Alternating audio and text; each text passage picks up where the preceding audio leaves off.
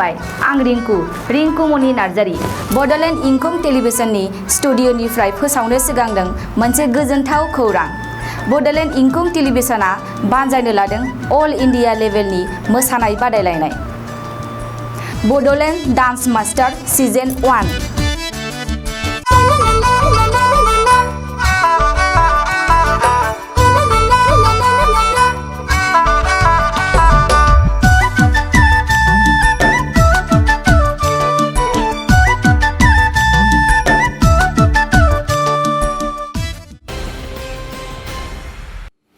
खुलुमबाय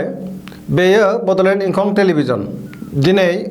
20 जुलाइ 2020 समबार खालि सानसेनि बरादखौ नोंथांमोननि खाथियाव लानानै फैदों आं सदानन्द दैमारिया।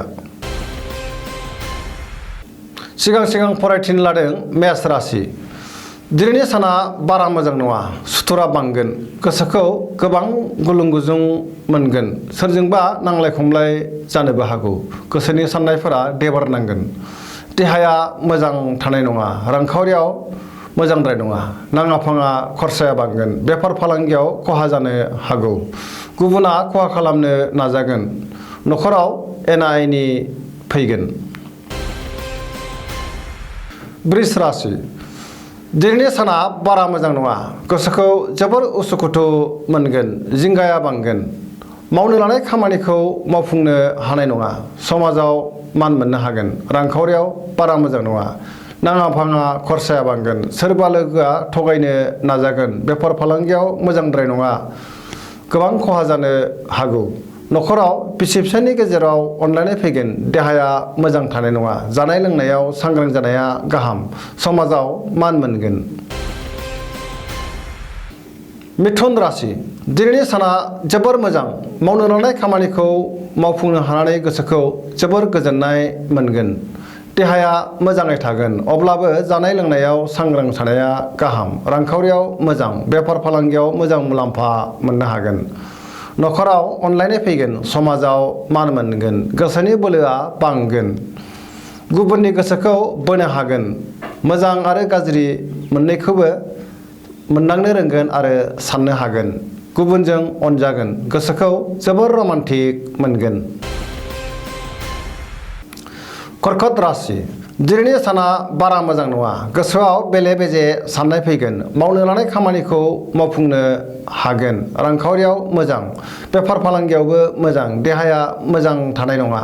लोमजानाय मोनगोन, गुबुननि हेफाजाब मोननाय नङा, गुबुननि गोसोखौ बोनोबो हानाय नङा, न'खराव अनलायनाय फैगोन,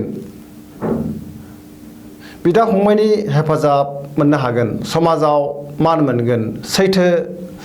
लोगोनि आंखाल नुजागोन, गुबुन फारसेथिं सुथुरा बांगोन आरो सिं खहा खालामनो नाजागोन, सांग्रां जानाया गाहाम। सिंह राशि। दिनैनि साना बारा मोजां नङा, गोसोखौ जोबोर उसाव बादाव मोनगोन, गोसोआव गोजोननाय गैयै जागोन, मावनो लानाय खामानिखौ मावफुंनो हानाय नङा, रांखावरियाव मोजांद्राय नङा, गोबां खहा जानो हागौ, बेफार फालांगियाव मोजांद्राय नङा, न'खराव अनलायनाय फैगोन, गोसोनि बोलोआ लोरबां जागोन, सोरबा खाथिनि लोगोआ थगायनो नाजागोन, नेगेटिभ एनार्जिनि शिकार जानांगोन। कन्या राशि। दिनैनि साना जोबोर मोजां, हरखाबै सोरबा लोगोफोरनिफ्राय मोजां खौरां मोनगोन, गोसोखौ जोबोर गोजोननाय मोनगोन, गुबुननि गोसोखौ बोनोबो हागोन, रांखावरियाव जोबोर मोजां, बेफार फालांगियावबो मोजां मुलाम्फा मोननो हागोन, देहाया मोजाङै थागोन, गोबां सुबुंखौ लोगो मोनगोन, न'खराव बिसि फिसायनि गेजेराव अनलायनाय फैगोन, समाजाव मान मोनगोन, गोसोनि साननायफोरा जाफुंगोन, गावनि रोंगौथिखौ गुबुननो दिन्थिनो हागोन आरो बाख्नायजागोन। तुला राशि। दिनैनि साना जोबोर मोजां, गोसोखौ जोबोर गोजोननाय मोनगोन, गोसोनि बोलोआ बांगोन, गोसोनि साननाया जाफुंगोन, मावनो लानाय खामानिखौ गोरलैयैनो मावफुंनो हागोन, देहाया मोजाङै थागोन, रांखावरियाव मोजां, मोननो गोनां धोनखौ मोननो हागोन, न'खराव बिसि फिसायनि गेजेराव अनलायनाय फैगोन, फरायसाफोरा फरायनायाव गोसो दुंगोन, लोगोफोरनि हेफाजाब मोनगोन, आद्रा खामानिखौ मावफुंनो हानानै गोसोखौ जोबोर गोजोननाय मोनगोन। वृश्चिक राशि। दिनैनि साना बारा मोजां नङा गोसोखौ जोबोर बेले बेजे मोनगोन मावनो लानाय खामानिखौ थि समावनो मावफुंनो हागोन गोसोनि साननाया जाफुंनाय नङा हेंथा नुजागोन अब्लाबो गोसोनि बोलोआ बांगोन समाजाव मान मोनगोन न'खराव अनलायनाय फैगोन रांखावरियाव मोजां बेफार फालांगियावबो मोजां मुलाम्फा मोननो हागोन फालांगियाव जाफुंसारगोन देहाया मोजाङै थागोन सेंग्रा सिख्लाफ्रा गोसोखौ जोबोर रमान्टिक मोनगोन धनु राशि दिनैनि साना जोबोर मोजां गोबां धोन खामायनो हानानै गोसोखौ जोबोर गोजोननाय मोनगोन गोसोआव मोजां साननाय फैगोन मावनो लानाय खामानिखौ थि समाव मावफुंनो हागोन गोसोनि साननायफोरा जाफुंगोन रांखावरियाव जोबोर मोजां बेफार फालांगियावबो जोबोर मोजां होनजायो देहाया मोजाङै थागोन अब्लाबो जानाय लोंनायाव सांग्रां थानाया गाहाम न'खराव अनलायनाय फैगोन मकर राशि दिनैनि साना बारा मोजां नङा गोसोखौ जोबोर गुलुं गुजुं मोनगोन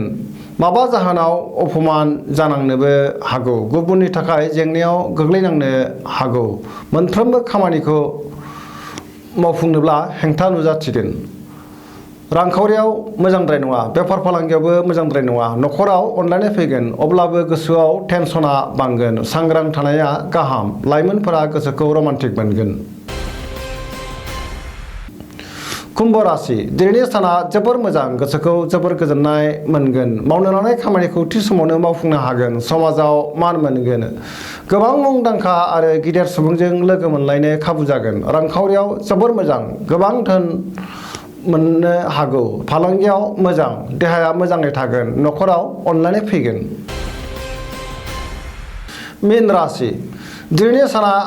मोजां आरो गाज्रिनि गेजेरजों बाबेनलांगोन गोसोखौ जोबोर गोनो गोथो मोनगोन सोरबाया खहा खालामनो नाजागोन गोसोनि बोलोआ बांगोन देहाया मोजाङै थागोन रांखावरियाव मोजां बेफार फालांगियावबो मोजां न'खराव अनलायनाय फैगोन बहानिफ्रायबा मोजां खौरां फैनो हागौ गोसोखौ जोबोर रमान्टिक मोनगोन दिनैनि राशि फरायथिनिया एसेनोसै जोबनायाव बेखौनो खावलायो जाहाथे नोंथांमोना सानफ्रामबो जोंनि बे बड'लेण्ड इंखं टेलिभिजनखौ नायबाय थायो आरो साबस्क्राइब खालामो एसेनोसै गोजोन्थों।